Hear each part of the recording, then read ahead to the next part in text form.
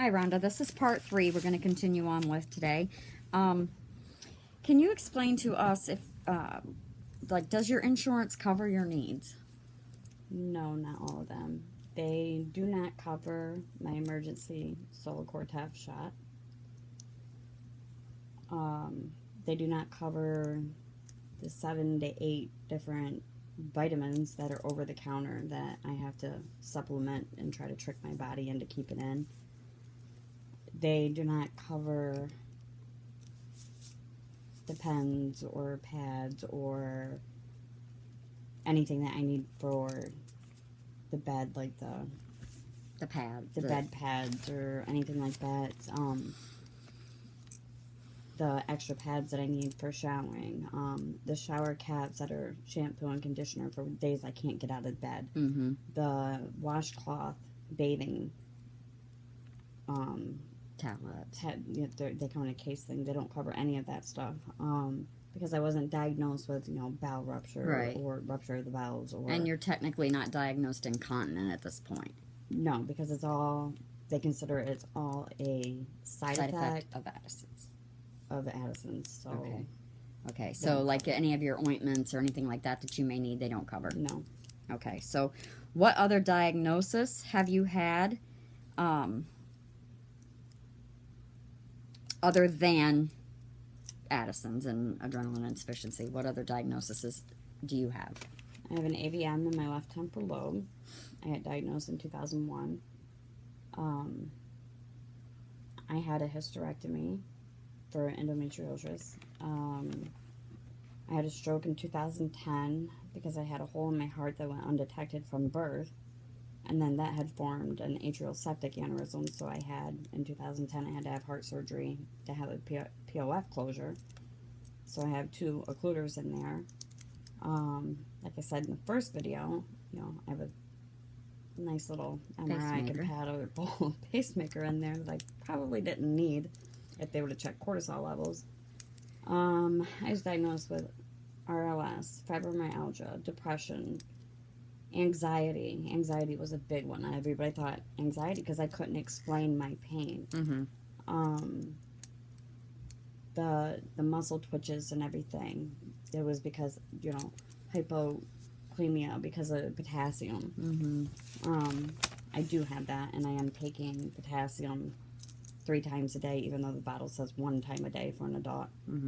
And my potassium is still, staying low or just right at even. So a lot of these things... Irritable bowel syndrome. So a lot of these things are symptoms of the Addison's, but they were not detected...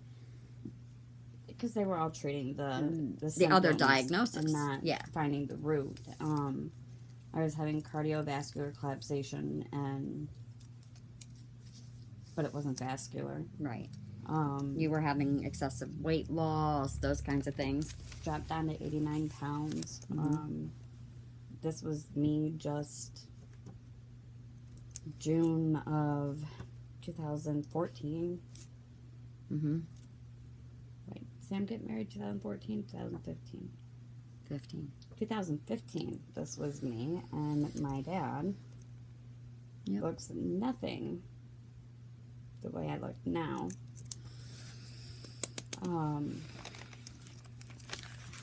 I could feel that I was getting sick. I knew something was wrong. I had been, when I was in the hospital, actually, a shrink came in the room and asked me if I was suicidal, and that he was recommending that I have a psychological evaluation done. And I looked at him and I said, I almost died trying to save myself. I have survived what other people have died from.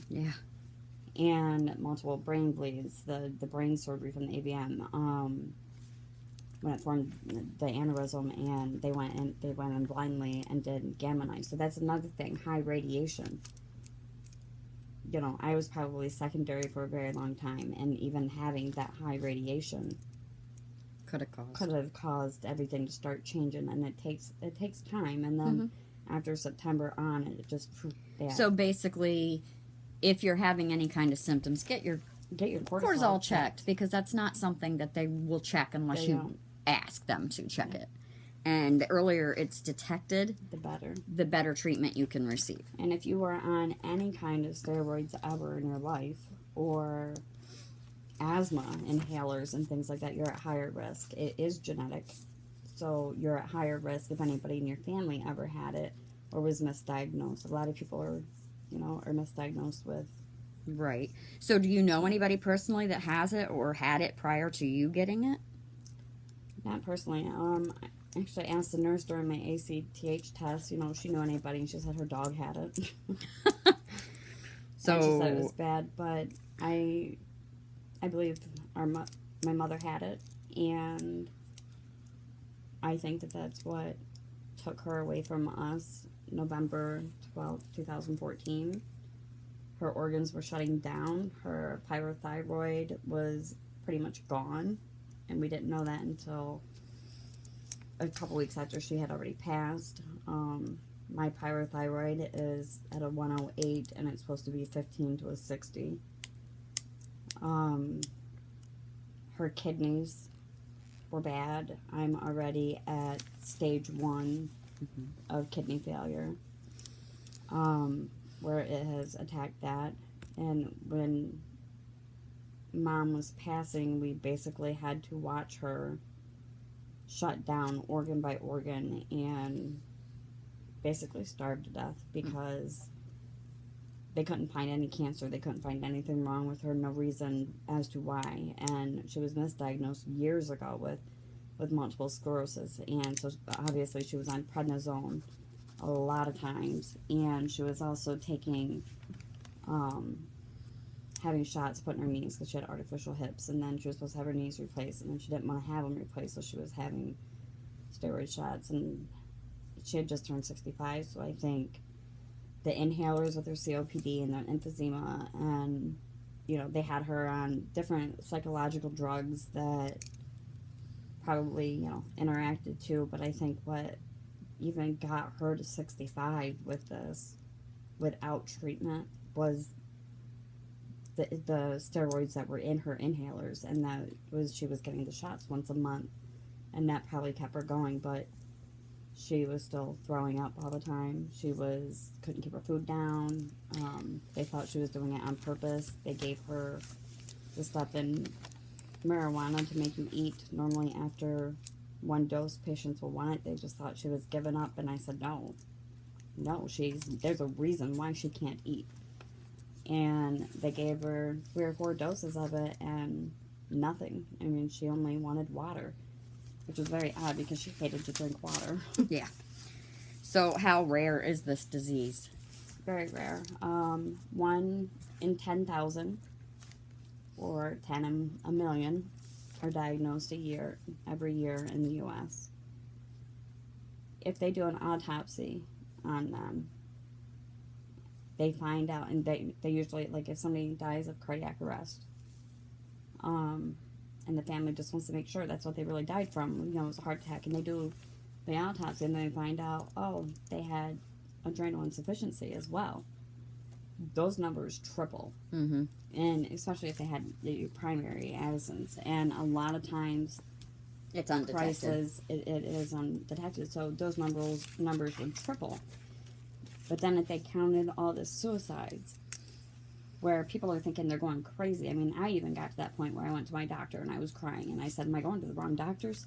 I'm going to all these GI doctors. I'm going to Heart doctors, heart brain doctors. and neurologists, and I can feel it on the inside, and I'm like losing weight, and I'm drinking, eating tubs of ice cream, and I'm drinking shakes, and I'm drinking, eating shakes and drinking shakes, and I'm doing Ensure Plus 6-7 times a day, and there's nothing I can do. Like, I was literally going down to nothing, to 89 pounds, and just withering away.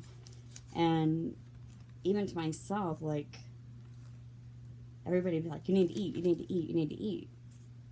But I would eat 3-4 bites and I'd be full, because I always felt full. Or I would go a couple days without eating, and I'm like, oh shit, I didn't eat. I would forget, because I didn't have an appetite, and that's just part of it. And that's another thing, like, people need to understand with this, like, I eat with my medications, but they have to understand that there's going to be times I'm not going to be able to eat. Because if you start throwing up, you're going to put your body into crisis. And we want to avoid that at all costs. So when and why did you decide to found the AISF, and what is it? The AISF stands for Adrenal Insufficiency Support Foundation. While I was in the hospital, I was thinking about it because I felt like I'm fighting for me and I'm fighting for my mom. And I'm also part of a couple different support groups. And reading some of the stories, and I thought, you know, I had started doing the research on this when my cortisol was first tested back in July. So, you know, as soon as I got diagnosed, I found, you know, the support groups to talk to people. And they were, you know, after I got home, I started thinking about it in the hospital. You know, there's got to be something more that we could do to raise awareness, because physical therapy kept coming in my room wanting to know more, wanting to learn more. Student nurses kept coming in wanting to learn more. The doctor that kept saying it wasn't Addison's, it wasn't adrenal insufficiency, you know, he came in and said that he stayed up all night and he researched it and he was really sorry and he apologized and everything. And I told him it's okay, you know, you're learning right along with me. We're all learning together. And so I was raising awareness in there, is the way I looked at it. And I thought, you know, I can raise awareness even more. I mean, nobody heard of this before. And so then I thought, you know, creating this group, especially after I got home, how my insurance would not cover a quarter of the stuff that I needed. So what goals are you setting for the AISF? Number one, awareness. Number two, help supply people with their emergency kits. Obviously, we can't give them Solocortef, that has to be prescribed, but we can fill it with needles. We can fill it with cotton balls, Band-Aids, alcohol swabs, emergency medical cards for their emergency information to go on the kit with the stickers that we will continue to buy from AIU and the AIC. That way they were kind of given back twice. Also, you know, help ship out vitamins to them so that they don't have to pay for their vitamins. They can buy their hydrocortisone, their oral, or their 4NF, or, you know, and their Solocortef. Right. There's already groups that, you know, do the IDs, so I wouldn't do that because that's their thing. They actually, you know, paid for mine. And so, I mean, just help do, like, more stuff. Sell t-shirts to raise awareness. Yeah, that was my next question. How are you going to get the money to do all this? Well, it'd be fundraisers. And then to keep it going, selling t-shirts on the website about adrenal insufficiency, and no matter what type, and about Addison's disease. For people, you know, they might say, I wear this for my sister. Her body is fighting itself every day. Or I wear this for my mom, and then quitting is not an option. You know, different things like that. Also selling homemade signs that have inspirational quotes, where, you know, family members, you know, might buy it for a loved one that they know that has this. And that they can hang and just have inspirational quotes, coffee mugs, tumblers, just different things like that. Primitive gifts. I like to tinker around with little things like that, and I can do that right from your the bed. hospital bed. On your good days. On my good days. When I have plenty of spoons, and what I mean by spoons is that's what we consider our energy. Like, to take a shower, it's going to take 5 spoons. Right. So I got to, like, subtract how many spoons I'm going to use one day. Because you probably aren't going to have them. I'm not going to have that many on the next day. And I have, you know, you have to plan your energy out pretty well. I mean, those spoons, I mean, you might have 10 spoons. I'm only going to have 2. You And that's pretty much how it is. And Yeah. every day is a guessing game. Mm-hmm. 'Cause Every hour it changes. Yeah, you don't know, but thank God I'm alive. I mean, it could be a lot worse. I have had people ask me, are your heart problems caused because of, Addison's or adrenal insufficiency? And no, not all of them were, because obviously I was born with the malformations. They've asked me, did you get an AVM because of it? Mm-hmm. No, that's a birth defect. Mm-hmm.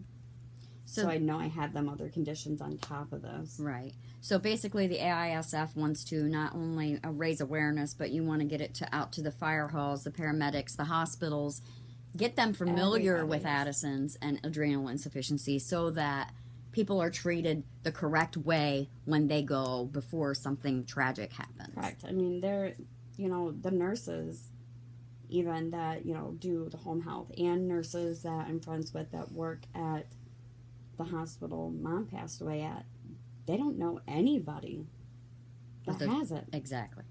We're in such a small rural area, and that's a PA hospital. And then I go to the New York side, and they have neurologists there. They have the cath lab there. They have cardiologists there, and nobody's knows anything about it, or they haven't heard the term adrenal insufficiency together or anything. Right.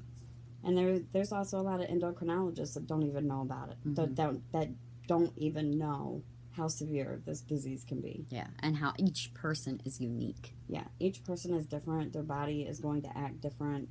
So medication. So the first being year is diagnosed with this, the patient really needs to know their own body and be their own advocate, because they have to make sure the doctors are doing what they're supposed to do, even though they're the MDs and you think they're supposed to know. You put your life in their hands, but yet 1/4 of the people that go into crisis that end up dying, 1/4 of it is professional error, because they don't know. listen, or they don't know. Exactly.